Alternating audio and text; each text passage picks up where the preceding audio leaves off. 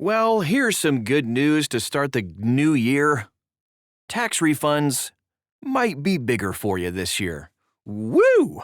That is what we'll be discussing next. Before we do that, though, just a quick reminder, anytime you hear anything on the podcast discussed, there's always an article associated with it at thecollegeinvestor.com. Just type in the words of the title of the podcast right into the search bar and you'll find it. You can also like us and follow us and all those things on social media and ask us questions, get to know us, because we'd love to help you along in whatever part of the money journey you're on. Just search for The College Investor and you'll find us.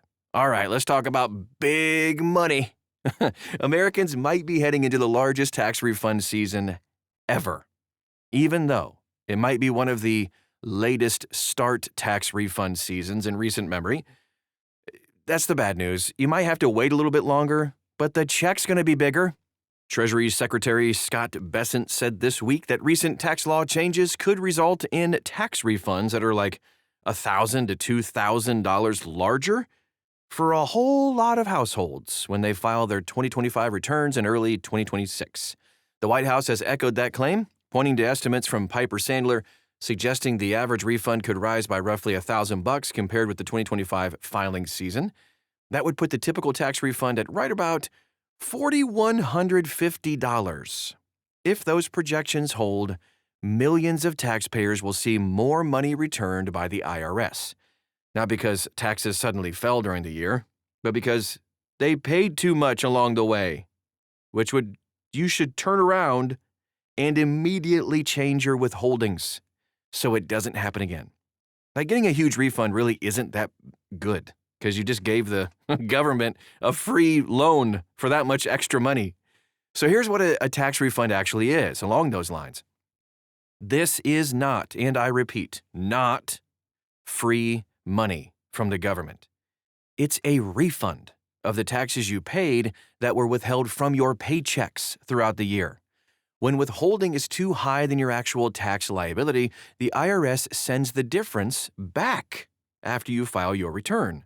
That means you lived on less money every month than you needed to, while the government held on to the rest interest-free and did with it as they pleased. Large refunds can feel like a financial win for sure, especially for families facing rising costs. But they often signal that your cash flow all year long was tighter than it had to be. In a whole lot of cases, spreading that money across 12 months would have helped more than receiving it all at once anyway. Let's take a look at a quick example. If your refund really does end up being like $4,150, which is the average, that actually means you should have taken home an extra $345 per month last year, or maybe $160 more per paycheck if you're paid biweekly. That's a big deal. That's a lot of money. So here's why refunds are going to be huge this year.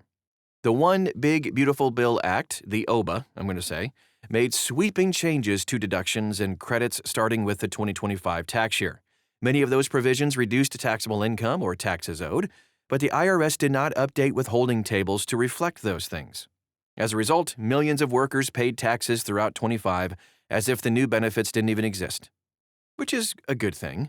When tax returns are filed, those savings appear all at once in the form of larger refunds. Here are the biggest drivers. No tax on tips. Workers who received tips gained a new tax deduction. Under the OBA, taxpayers who customarily and regularly receive tips can deduct up to $25,000 in tip income. That's a big chunk of change. The Treasury Department released guidance on qualifying no tax on tips occupations, covering restaurant, hospitality, and service industry jobs. This change does not eliminate taxes on tips. It just lowers taxable income.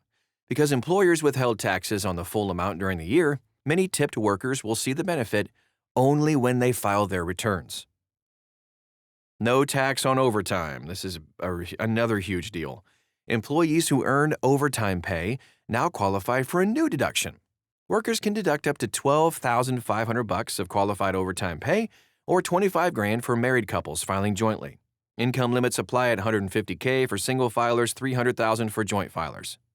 Only the overtime premium, the extra half-time required under federal law, qualifies here. Overtime created by state laws or employer policies doesn't count. Again, withholding was based on full taxable wages, so the tax savings arrive later as a refund. Auto loan interest becomes tax deductible. I'm not a proponent of getting auto loans, only if you absolutely have to. Like, just don't even have car payments. But anyway, starting with the 2025 tax year, taxpayers can deduct up to $10,000 in interest paid on auto loans for new U.S. assembled vehicles. The deduction applies only to personal use vehicles and phases out for higher income households. Most eligible taxpayers are going to save a few $100, depending on loan size and tax bracket. So paying your loan, it doesn't offset the cost at all. Just don't get a car payment. Because this deduction was not reflected in paycheck withholding, its effect shows up at filing time. The senior bonus deduction. Taxpayers age 65 and older gained an extra standard style deduction. Single filers with MAGI or MAGI under $75,000 can deduct up to $6,000, while married couples that jointly file can deduct up to $12,000 if both spouses qualify. For retirees and older workers, this provision alone can reduce federal taxes by thousands of dollars.